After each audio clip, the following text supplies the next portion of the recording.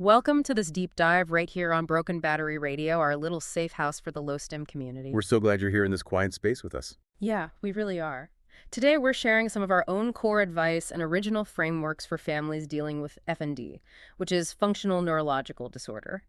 And our mission today isn't to dwell on clinical medical treatments. We're focusing almost entirely on the social symptoms. Spot on.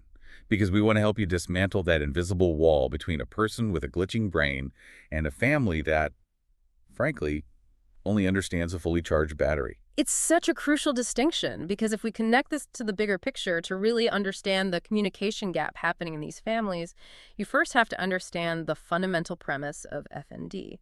And the way we always describe it here is it's a software glitch on healthy hardware. Right. So the actual structure of the brain, the lobes, the tissue, the nervous system pathways, they're entirely intact. It's not like a stroke where there is visible tissue damage. Precisely. The hardware is sound. But the signals, the software actually running the machinery, are being scrambled. And that miscommunication between the brain and the body, it can manifest as severe tremors, sudden paralysis, intense chronic fatigue, or just completely debilitating sensory overload. Yeah, and we really try to emphasize that when someone with FND freezes up in the middle of a chat or suddenly can't process a really simple request, they aren't being stubborn. They are literally buffering. Like a high-definition video trying to load on a rubbish dial-up connection. Exactly that. The processor is just completely overwhelmed. Okay, let's unpack this from the outside, though. Because as a family member watching this happen, I imagine it just looks incredibly inconsistent. One day this person is fine, and the next they are, as you say, buffering. Doesn't FND, to the untrained eye, almost look like a behavioral choice? Oh, you've hit on the exact friction point that tears these relationships apart. Let's look at a scenario we see all the time. Someone with FND might walk through a brightly lit, chaotic supermarket on a Tuesday and be completely fine. Yeah. They navigate the crowds, the fluorescent lights, the noise of the tills without a single issue. But on Wednesday, that same person is locked down in a dark bedroom, unable to move or speak, simply because they got up to make a cup of tea and their neurological software decided that the kettle was a catastrophic overload. See, to a parent or a partner who doesn't live inside that skin, that shift makes absolutely no sense. How can you conquer a full-on supermarket one day, but the kettle defeats you the next? What is the actual mechanism there? Well, it comes down to something called sensory gating, which happens automatically in a healthy brain. If you and I walk into a shop, our brains automatically filter out, say, 90% of the input. We don't consciously notice the hum of the fridges or the specific flicker rate of the overhead lights. Or the overlapping conversations in the queue. Spot on. Our hardware manages that in the background. But in an FND brain experiencing a software glitch, that automatic filter just drops. Oh, wow. So they're suddenly manually processing every single piece of data in the room. Every single bit of it, every photon of light, every decibel of sound hits the system with equal, unfiltered importance. And manually processing that amount of sensory data requires an immense amount of caloric and electrical energy. So they might survive the supermarket on Tuesday because they burned through their entire energy reserve doing it. Yes, exactly. By Wednesday morning, the battery is completely flat. Making the tea isn't what broke them. It was just a final background app that crashed a totally depleted system. That makes so much sense, but it also explains why families ask those innocent yet really quite damaging questions. Parents asking things like, but you were fine yesterday, why can't you do it today? Or, are you sure you aren't just letting yourself get a bit too tired? Right. Which, to the person with FND, don't feel like innocent questions at all. They feel like tiny, continuous accusations. They carry this suffocating subtext that the person isn't trying hard enough or they're putting it on. And the tragic irony is what happens next. The person with FND doesn't want to be judged, and they don't want their family to worry. So they take whatever tiny fraction of energy they have left, maybe 5%, and they burn it entirely on masking. They force themselves to act normal. Completely. They suppress the tremors, they force a smile, they push through the brain fog just to maintain this illusion of consistency for their family's comfort. It's a phenomenal misallocation of energy, really. They are essentially setting themselves on fire to keep their family warm, and this brings us to a core communication hurdle, because families naturally want a mechanical cause and effect explanation. But how do you explain a software-hardware disconnect without sounding like a medical textbook? You can't. If I sit my mom down and say, my central nervous system is experiencing an autonomic filtering failure, Her eyes are just going to glaze over. Yeah, it means nothing in the context of trying to figure out if you can attend a birthday party on Saturday, Yeah. which is why we always lean on our central analogy here on the show.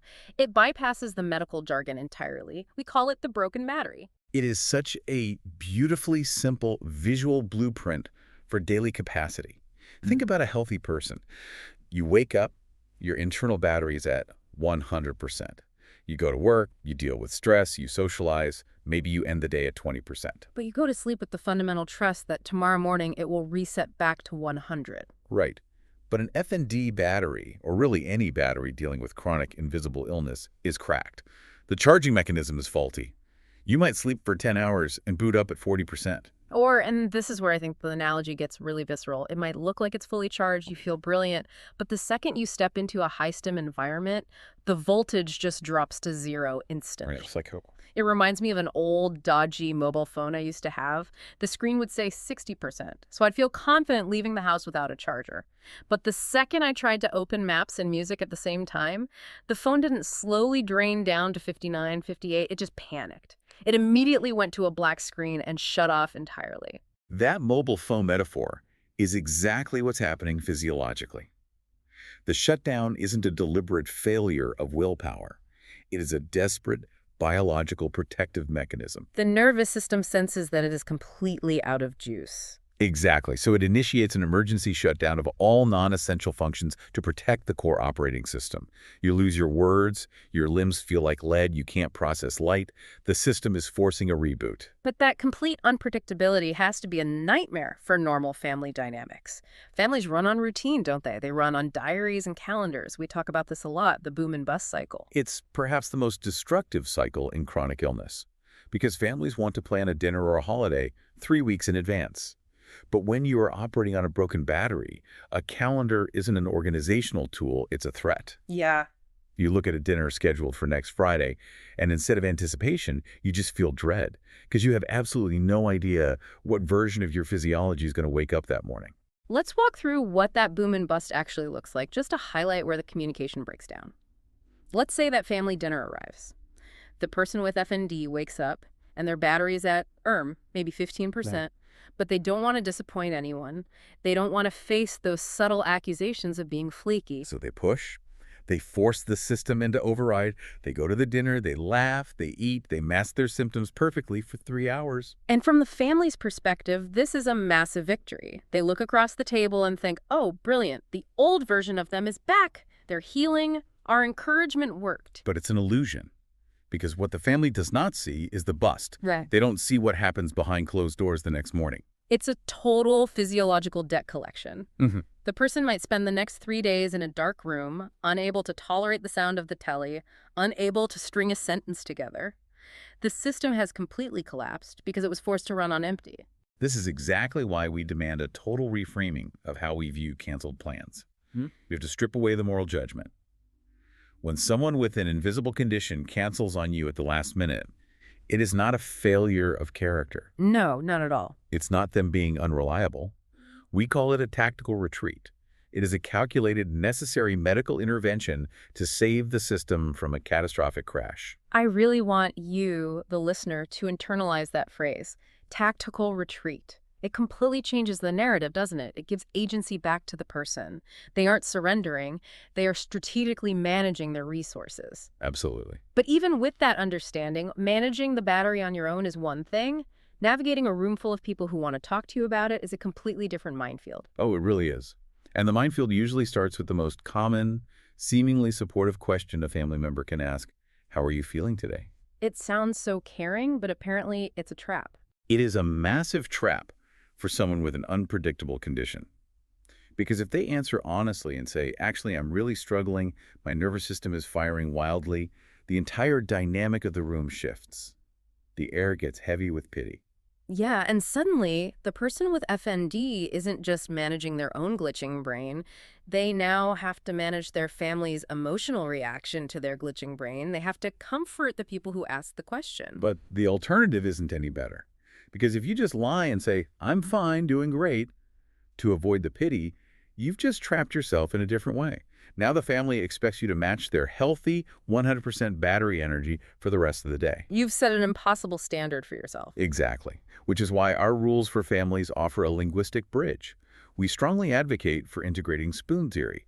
Now, I'm sure many of you listening are already familiar with spoon theory. It's been a staple in the chronic illness community for years, using spoons as a visual representation of daily energy units. But we like to use it in a very specific operational way. It becomes a short, jargon-free code. Right? It bypasses the need for medical explanations entirely. Instead of trying to articulate the precise level of your neurological fatigue, you can just look at your spouse or your parent and say, "I'm down to my last spoon." And because you've already established what that means with your family, that phrase instantly communicates your boundary. It means, I cannot make any decisions right now. Please lower the volume on the telly. I am going to go sit quietly, and I don't need to justify it. It removes the emotional weight from the communication. But where this really adds profound value is how it evolves into what we call the spoon debt. Yes. This is one of my absolute favorite concepts we talk about, the spoon debt. It's brilliant because it directly addresses that perceived inconsistency we were talking about earlier. The spoon debt is the reality that if you had a miraculously great day yesterday, maybe you went for a walk, cooked a meal, had a great chat, you didn't magically get more energy. You borrowed that energy from today. It's literally an overdraft fee on a bank account. You spent funds you didn't actually have, and today, the physiological bank is coming to collect. So of course you can't get out of bed today. You are in debt. Exactly. And understanding the spoon debt completely reframes how families should view those good days. The golden rule we establish is that a person with an invisible condition should never, ever be held to the standard of their best days. A good day is an anomaly. Yes, it is not the new baseline. If they cook dinner on Tuesday, you cannot expect them to cook dinner on Wednesday. Okay, so let's pivot to the practical application of all this. Yeah. Let's say a family is listening right now. They understand the broken battery, they grasp the concept of tactical retreats, and they respect the spoon debt. What are the actual rules of engagement? How does a partner or a parent physically change their behavior to help? We distill this into a few vital rules, and the first one is often the hardest for families to accept: validation over solutions. I am going to admit right now, I struggle with this immensely. I am a fixer. If someone I love is in pain, my immediate instinct is to solve the problem. Have you tried this new diet? Have you taken some paracetamol? Maybe if we just go for a walk and get some fresh air, you'll feel better. Why is that instinct so damaging here? Because offering relentless solutions to a chronic structural glitch implies that the person is just one good piece of advice away from being cured. It implies that if they just tried harder or ate better or did yoga, they wouldn't be sick. It shifts the blame onto their lack of effort. Spot on. When a flare-up happens, they do not need a cure from you. What they actually need is for you to just look at them and say, "I see that you are struggling. I am so sorry. What do you need right now?" Validation over solutions. It entirely removes the pressure to perform wellness. It lets them just be broken for a minute without having to apologize for it. Which leads directly into our next operational rule for families. Quiet is productive. This is another one that challenges everything we are taught in modern society. We are conditioned to believe that resting in a dark, silent room is a sign of giving up. We view it as wallowing, don't we? If you're doing nothing, you're failing. But we make this incredibly counterintuitive argument that doing nothing is actually an active state. It is an active medical intervention. Think back to the sensory gating issue we discussed. If a person's brain is manually processing every flicker of light and every sound, then a telly playing in the background isn't just a minor annoyance. It is a heavy physical weight pressing down on a fractured nervous system. So by turning off the lights, silencing the phones, and just lying in the dark, they aren't retreating psychologically. They are systematically removing the physical weight from their hardware so the software can reboot. Precisely. Lowering the sensory load is the fastest, most effective way to get their system back online. It is exactly like putting a broken bone in a rigid cast to immobilize it. The dark room is the cast. You wouldn't tell someone with a broken leg that wearing a cast is wallowing. You recognize it as the necessary environment for healing. That is such a powerful shift in perspective. Sitting in the dark isn't doing nothing. It's actively recharging the broken battery. And this brings us to the ultimate synthesis of what we try to teach the loved ones of a low-stim community. The goal isn't to turn parents or spouses into amateur neurologists. You don't need to memorize the intricate pathways of the autonomic nervous system to be supportive. Because the reality is, the outside world is never going to accommodate the broken battery. The supermarkets are always going to be bright, the traffic is always going to be loud, and the external demands of life will always be high. The world will not slow down. But the home must. The family unit has to become the sanctuary. It must be the one place where the volume of the world is intentionally actively turned down. The family just needs to learn how to, as we always say here, sit with you in the fog. I love that phrase. They need to learn to lower the lights, keep the house quiet, and let the person exist exactly as they are until their system finds its own way to recalibrate. No expectations, no timeline for when the fog will lift, just presence. I think that perfectly encapsulates the mission we set out on today. If we pull all these threads together, we see that the journey for a family facing an unpredictable, invisible condition requires a fundamental rewiring of empathy. You have to let go of the comforting, linear healing of a broken leg. Yeah, you really do. You have to understand that inconsistency isn't a choice. It's a symptom of a glitching, buffering brain. It is entirely about accepting the frustrating pace of a broken battery, respecting the spoon debt, and loving the person unconditionally anyway. It really is. And it raises a question that extends far beyond just chronic illness. And it's something I'd love for you, the listener, to ponder as we wrap up. Consider how much of our everyday communication with our loved ones, whether about their health, their careers, or just their daily stress, is relentlessly focused on fixing the problem. We are a society obsessed with offering solutions. We are. So what would happen to the depth of our relationships if we completely abandoned that need to fix things? What if, instead of offering advice, we just practice sitting quietly in the fog with the people we care about? That is a profoundly challenging and beautiful thought to take away. Whether you are running on a full 100% battery today or you are deeply in debt and down to your absolute last spoon, we want to thank you for joining us on this deep dive. Take that perspective forward into your own relationships. And remember, sometimes calling a tactical retreat is the bravest, smartest thing you can do. We'll catch you next time.